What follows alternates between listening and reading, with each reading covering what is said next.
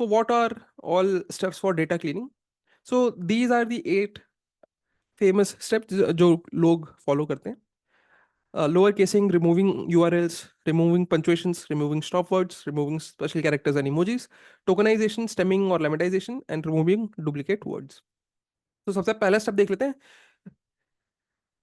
Lower casing.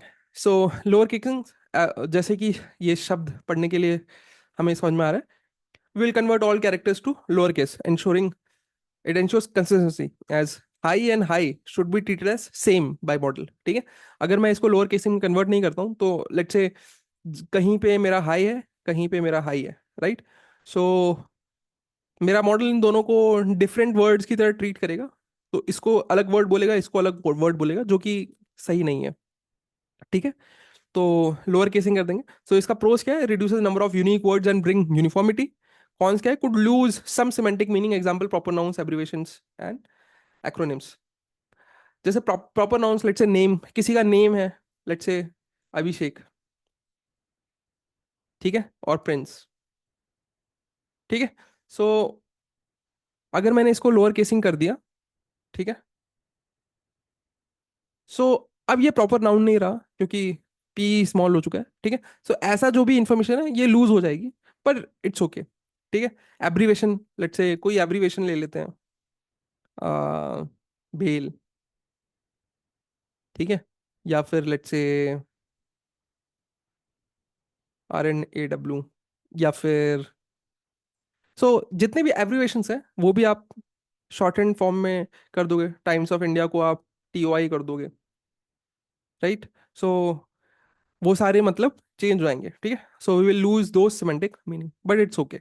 ठीक है, सो ये जो हमारा सेंटेंस था इनिशियली, इसको जब मैंने लोअर केस में कन्वर्ट किया, सो लोअर केस में देखेंगे तो ये स्टेटमेंट कुछ इस तरीके से हो जाएगा. ठीक है, next step, removing URLs. URLs often do not provide any meaningful information for model training and can introduce noise, and hence we will eliminate the URLs. ठीक है, so pros क्या है, elements irrelevant part of text. Cons क्या, might remove potentially valuable links that indicate sources or specific content. ठीक है, so ये मेरा lower casing के बाद सेंटेंस था. इसमें जब मैंने URL रिमूव कर दिया, सो मेरे पास बचेगा ये. Okay, now removing punctuations. Removing punctuations मतलब जो भी स्पेशल कैरेक्टर्स हैं, एक्सक्लेमेशन मार्क, कॉमा या कोलन, ऐसे जितने भी स्पेशल कैरेक्टर्स हैं इनको हम रिमूव कर देंगे. ठीक है, so punctuation marks can be noisy for models that aren't designed to handle them, especially when working with word based tokens. ठीक है, so pros क्या है, reduces unnecessary tokens and um, focuses the model on words.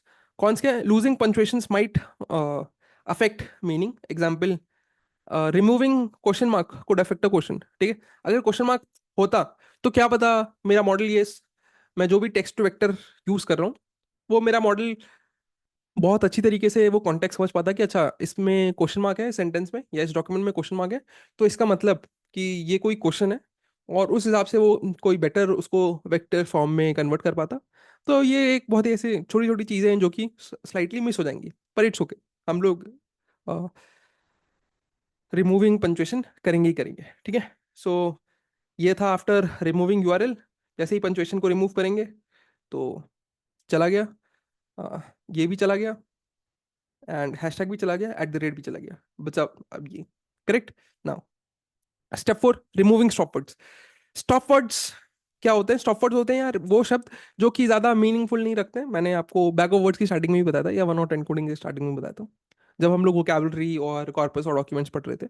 सो जैसे कि the, is, a, an, on, at, this, that, ऐसे जितने भी शब्द होते हैं, राइट, ज्यादा मीनिंगफुल नहीं होते हैं. ठीक है, तो ऐसे शब्दों को हम हटा देंगे. ठीक है, so already we have NLTK package जिसके अंदर स्टॉप वर्ड्स रिमूव करने के लिए there is already predefined function, पर उसमें ना यार एक नॉट भी एक स्टॉप वर्ड कंसिडर किया हुआ है. ठीक है, तो जब भी आप स्टॉप वर्ड रिमूव करें तो एक बार आप रिव्यू कर लें कि ऐसे कौन से वर्ड्स हैं जो कि ये जो मेरा इनबिल्ट फंक्शन है वो हटा रहा है, या उसके लिए इनबिल्ट फंक्शन के लिए ऐसे कौन से वर्ड्स हैं जो कि वो स्टॉप वर्ड्स कंसिडर कर रहा है. ठीक है, क्या पता आपके पास जो नॉट हो, जो हम लोग ने एग्जांपल देखा था, not easy, concept is not easy. ठीक है, उस केस में अगर आपने नॉट को ही हटा दिया तो कॉन्सेप्ट इज इजी बन जाएगा, राइट. सो डॉक्यूमेंट में अर्थ का अनर्थ हो जाएगा। मैं बोल रहा था concept is easy, concept is not easy, जैसे ही मैंने नॉट को हटा दिया बोलेगा concept is easy, correct. So आपको कई बार you should review stop words and modify according to your needs, ठीक है। सो प्रोज क्या है, reduces size of text and focuses on more informative words, may lose important context. Example, in sentiment analysis, stop words could contribute to meaning, ठीक है। सो ये मेरे पास last pre processed text था। अब इसमें से जैसे ही मैंने स्टॉप वर्ड्स को हटाया तो देयर हट गया, ठीक है। देयर हटने के बाद माई हट गया, माई हटने के बाद एट हट गया, एट हटने के बाद और कुछ हटा गया, टुगेदर भी हटा दिया उसने, और बाकी है, ठीक है। ओके, सो ये सारी चीजें हम पाइथन के थ्रू भी देखेंगे, असाइनमेंट्स में देखेंगे, ठीक है। Okay, now you should remove special characters and emojis, ठीक है। प्रोस क्या है, reduces noise and simplifies text. Cons क्या है, can remove useful information in specific cases. Example, emojis for sentiment, जैसे कि यहाँ पे एक स्माइली इमोजी है। सो अगर सेंटिमेंट एनालिसिस करोगे तो इस इमोजी की वजह से बोलेगा कि भाई थोड़ा सा इस सेंटेंस में थोड़ा हैप्पी सेंटिमेंट है, या फिर एक्साइटिंग एक्साइटमेंट वाला सेंटिमेंट है। पर जैसे ही आप ये इमोजी हटा दोगे, सो ये ब्लैंड स्टेटमेंट हो जाएगा, राइट। सो सेंटिमेंट एनालिसिस केस में इमोजीज मैटर करते हैं, वेर एज नहीं तो आप हटा सकते हैं, ठीक है।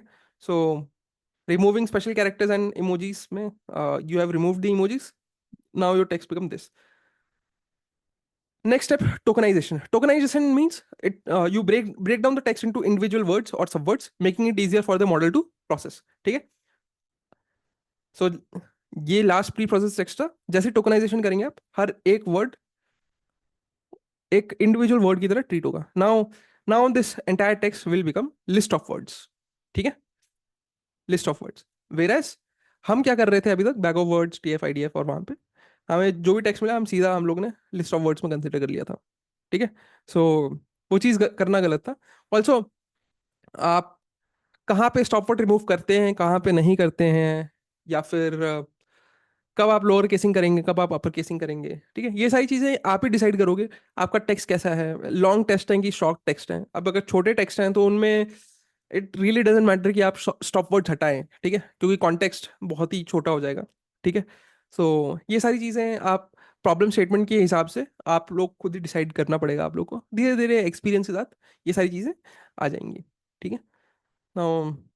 लेट्स से बहुत बड़े बड़े न्यूज़ आर्टिकल्स हैं, आपका एक डेटा पॉइंट में लेट्स से बड़े बड़े न्यूज़ आर्टिकल्स हैं, you have 10,000 news articles, and her news article के बारे में लेट्स से आपको कैटेगराइज करना है कि ये न्यूज़ आर्टिकल किसी टेररिस्ट इंफॉर्मेशन के बारे में था, ये न्यूज़ आर्टिकल किसी बिजनेस न्यूज़ आर्टिकल के बारे में था, या ये न्यूज़ आर्टिकल किसी स्पोर्ट्स न्यूज़ आर्टिकल के बारे में था। लेट्स से आपको को क्लासीफाई करना है। So given a news article, आपको क्लासीफाई करना है कि ये टेररिज्म के ऊपर है, या फिर ये बिजनेस के ऊपर है, या फिर ये स्पोर्ट्स के ऊपर है, राइट। सो न्यूज़ आर्टिकल जनरली बहुत बड़े होते हैं। So it really doesn't matter कि आप उनमें से स्टॉप वर्ड्स ना हटाएं या हटाएं, क्योंकि जैसे आप स्टॉप वर्ड्स हटाएंगे तो भी जो भी आपके पास टेक्स्ट होगा बहुत बड़ा होगा, ठीक है।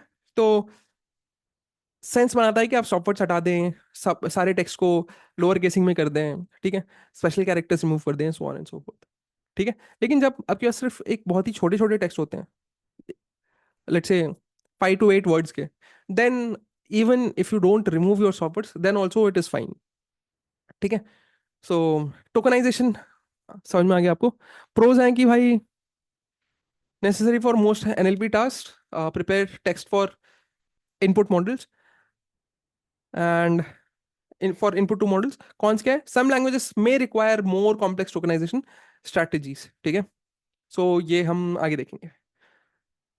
स्टेमिंग और लेमेटाइजेशन, स्टेमिंग एंड लेमेटाइजेशन दो अलग कॉन्सेप्ट है, ठीक है। देखेंगे हम एक के बाद एक देखेंगे, ठीक है। स्टेमिंग और lemmatization reduces words to their root form. Example, जहां पे भी लर्निंग मिल रहा होगा उसको, वो उसको लर्न कर देगा, ठीक है। एक्सप्लेन जहां पे मिल रहा होगा उसको एक्सप्लेन कर देगा, ठीक है। Root word might not be a correct language word और माइट नॉट मेक सेंस, ठीक है। इसको मैं हमने लेटर एक्सप्लेन किया, and this is only for stemming, ठीक है। प्रोस क्या है, reduces the number of words, reduces the number of word forms, making the text more concise। Cons क्या है, stemming can be too aggressive and change word meanings। Lemmatization can be computationally expensive। So stemming जब words को उनके basic root form में convert करता है, तो sometimes जो उसने बेस रूट फॉर्म में कन्वर्ट किया है, या रूट वर्ड बोलते हैं उनको, रूट रूट वर्ड, ठीक है, उनका समटाइम्स कोई मीनिंग नहीं रहता है। और लेमेटाइजेशन जब भी कन्वर्ट करेगा, तो कन्वर्ट तो लेमेटाइजेशन मीनिंगफुल वर्ड में ही करेगा, पर थोड़ा सा कंप्यूटेशनली एक्सपेंसिव होता है। ठीक है। सो टोकनाइजेशन के बाद जब स्टेमिंग या लेमेटाइजेशन लगाएंगे, तो यहाँ देखोगे लेट्स को लेट कर दिया गया है। ठीक है। और तो कुछ था नहीं। ठीक है। So and then last step is your removing duplicate word. ठीक है। सो अगर यहाँ पे कोई भी डुप्लीकेट वर्ड हो, जैसे यहाँ पे दो एनएलपी थे, so you remove duplicate word, and finally you have your list of pre process words. ठीक है। सो डुप्लीकेट्स में unnecessarily skew the model towards certain terms. Let's say आपके डॉक्यूमेंट्स में बहुत बार टेररिज्म टेररिज्म टेररिज्म टेररिज्म आ गया। ठीक है। सो वो खामखा आपके मॉडल को किसी एक पर्टिकुलर वर्ड की तरफ स्क्यू कर देगा, इसलिए हम we will try to remove the duplicate words. So pros क्या है, improves data efficiency and model generalization. And cons क्या है, in some cases repetition might carry meaning. Example emphasis. ठीक है। क्या पता कई बार रेपिटेशन डॉक्यूमेंट में किसी वर्ड पे एम्फोसिस करने की कोशिश कर रहा हो, या फिर जो ऑथर है वो किसी वर्ड को एम्फोसाइज करने की कोशिश कर रहा हो। ठीक है। सो वो कौन से हैं जो कि हम डुप्लीकेट वर्ड्स को जैसे ही हटाएंगे, सो हमें वो झेलना पड़ेगा। ठीक है। मॉडल जनरलाइजेशन का मतलब क्या है, it is something related to training. ऐसा समझो कि मॉडल का टेस्टिंग डेटा पे परफॉर्मेंस बेटर करने की कोशिश करेगा। ठीक है। अच्छा जनरलाइजेशन मतलब मॉडल का टेस्टिंग डेटा पे परफॉर्मेंस अच्छा। ठीक है। हम्म, ज़्यादा डिटेल में हम जब मॉडल ट्रेनिंग के बारे में ज़्यादा सीखेंगे। ठीक है। अभी आने वाले लेक्चर्स में हम लोग मॉडल्स के बारे में अब जानना स्टार्ट कर देंगे, क्योंकि मोस्टली डेटा प्रोसेसिंग खत्म हो चुकी है। ठीक है। तब हम लोग देखेंगे, हम लोग तब जानेंगे कि जनरलाइजेशन का मतलब क्या।